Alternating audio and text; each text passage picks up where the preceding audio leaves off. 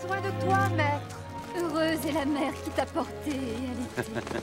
Heureux plutôt ceux qui écoutent la parole de Dieu et qui l'observent.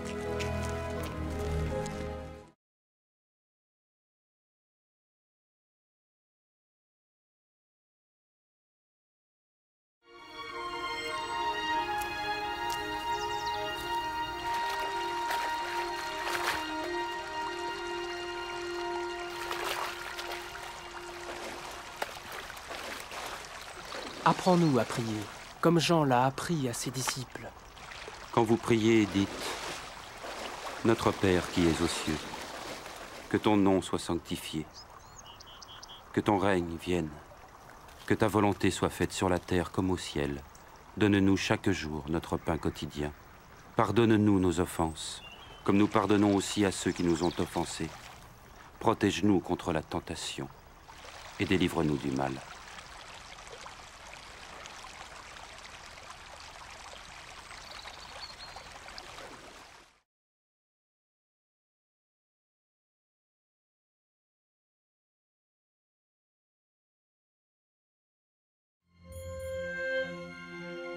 Dans les Saintes Écritures, Dieu déclare que le Messie viendrait pour être le sauveur du monde. La vie de Jésus prouve qu'il est bien celui dont les prophètes avaient parlé. Ésaïe a prophétisé que la Vierge deviendrait enceinte et qu'elle enfanterait un fils. Des siècles plus tard, la naissance de Jésus accomplissait cette prophétie.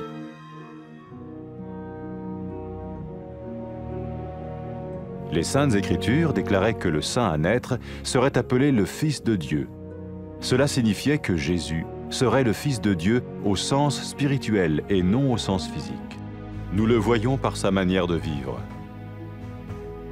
Il a guéri des malades, il a pardonné leurs péchés, les a ramenés à Dieu et leur a promis une place dans le royaume éternel de Dieu. Il s'est offert lui-même en sacrifice pour le péché à leur place. Puis il est revenu à la vie, victorieux sur la mort selon le plan de Dieu. Jésus a dit « Personne ne me prend la vie, mais je la donne de ma propre volonté. » La vie de Jésus n'a pas seulement accompli les écrits des prophètes, mais elle a aussi confirmé la vérité de la sainte parole de Dieu. Les prophètes avaient écrit « Ta parole, ô mon Dieu, est parfaite, elle dure à toujours. »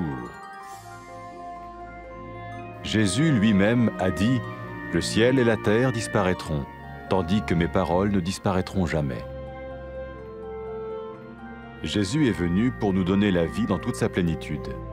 Et quand l'homme a désobéi à Dieu dans le jardin d'Éden, il a choisi sa propre voie et ses actions l'ont séparé du Créateur.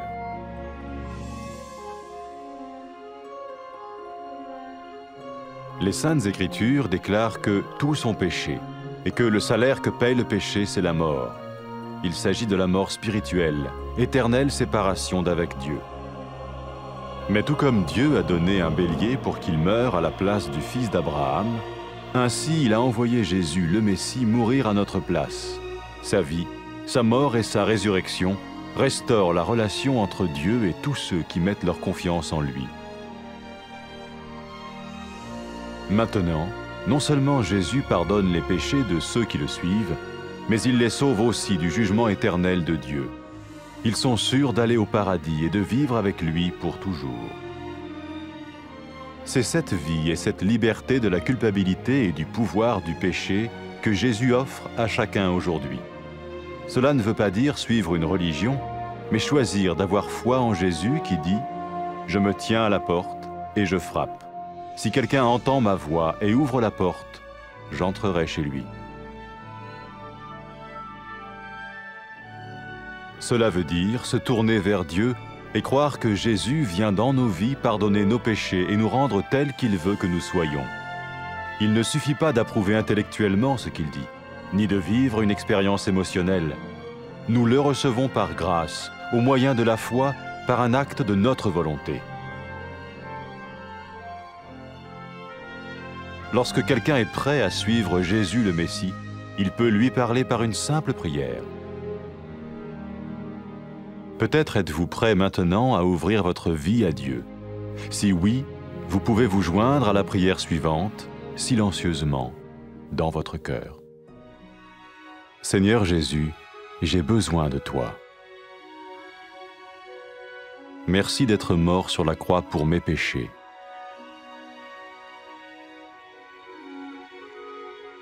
Je confesse mes péchés et je m'en repens.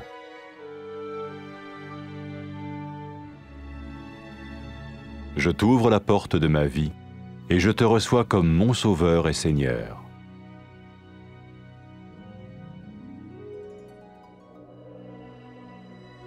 Merci de me pardonner mes péchés et de me donner la vie éternelle.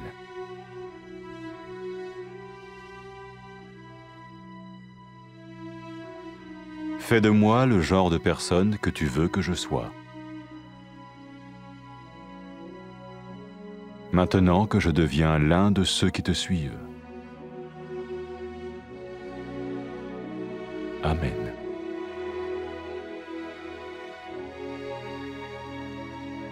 Jésus a dit à propos de ses disciples, « Mes brebis écoutent ma voix, je les connais et elles me suivent. » Pour expérimenter la vie en abondance promise par Jésus, ceux qui le suivent parlent à Dieu chaque jour dans la prière et lisent ou écoutent sa parole.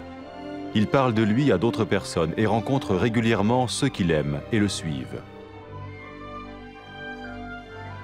N'oubliez pas sa merveilleuse promesse. Tout pouvoir m'a été donné dans le ciel et sur la terre. Et sachez-le, je vais être avec vous tous les jours, jusqu'à la fin du monde.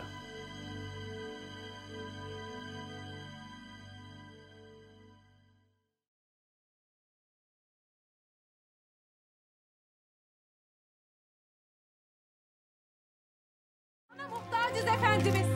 Ne mutlu seni doğuran, seni emziren anneye. Asıl Tanrı'nın sözünü duyup ona itaat edenlere ne mutlu.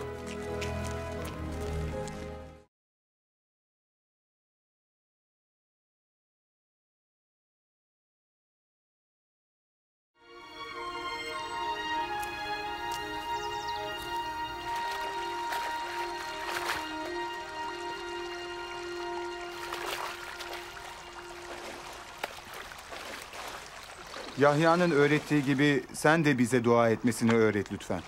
Şöyle dua edin. Gökteki babamız, adın kutsal olsun. Egemenliğin gelsin. Gökteki gibi yerde de senin istediğin olsun. Bugün bize gündelik ekmeğimizi ver. Bize karşı suç işleyenleri bağışladığımız gibi sen de bizim suçlarımızı bağışla. Bizi zor tecrübelerden geçirme. Bizi kötülükten kurtar.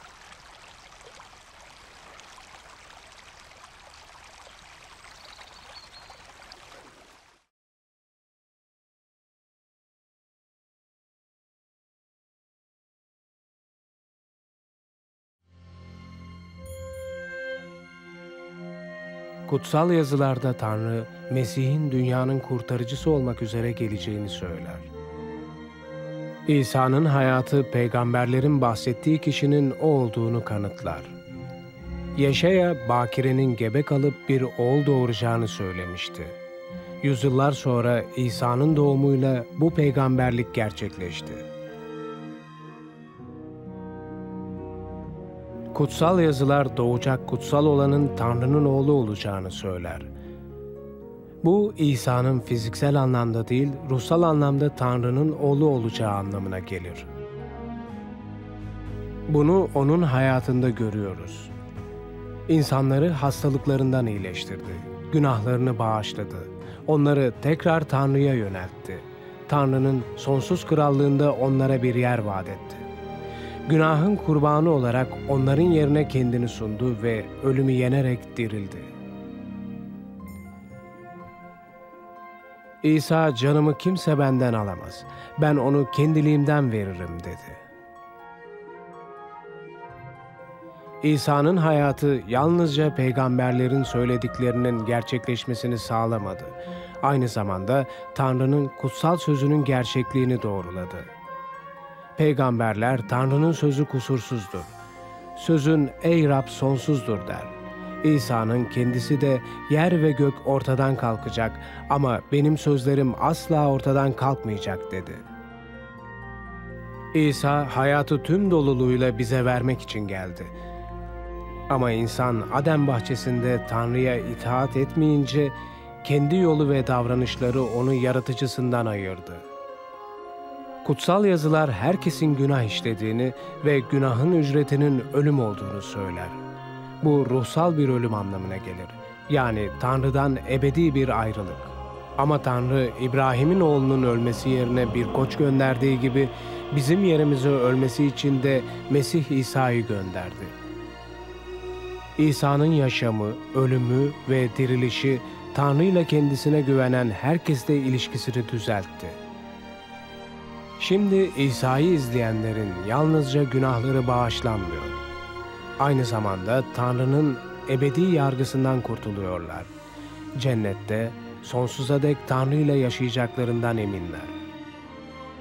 İsa bugün herkese suçluluktan ve günahın etkisinden özgürlük ve sonsuz yaşam sunmaktadır. Bu din kurallarına göre yaşamak değildir. Ama kapıda durmuş kapıyı çalıyorum. Biri sesimi işitir ve kapıyı açarsa onun yanına gireceğim diyen İsa'yı izleme imanına sahip olmayı seçmektir. Bu Tanrı'ya dönmek ve İsa'nın hayatımıza girip günahlarımızı bağışlamasına ve bizi olmamızı istediği kişi yapmasına güvenmek demektir. Zihinsel olarak söylediklerine katılmak ya da duygusal bir deneyim yaşamak yeterli değildir. Lütuf ve iman aracılığıyla onu kabul ediyoruz, irademizin bir eylemi olarak. İnsanlar Mesih İsa'nın izleyicisi olmaya hazır olduğunda ona basit bir dua ile seslenebilirler. Belki de Tanrı'ya hayatını açmaya şimdi hazırsın. Öyleyse şimdi edeceğimiz duaya sessizce yürekten katılabilirsin.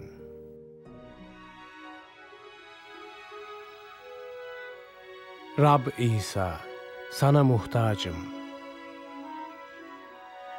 Günahlarım uğruna çarmıhta öldüğün için teşekkür ederim. Günahlarımı itiraf ediyorum ve onlardan tövbe ediyorum. Hayatımın kapısını açıyorum ve seni Rabbim ve kurtarıcım olarak kabul ediyorum.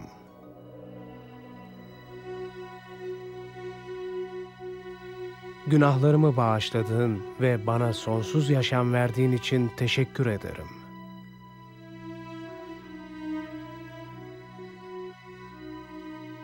Seni izleyen biri olarak beni olmamı istediğin kişi yap. Amin.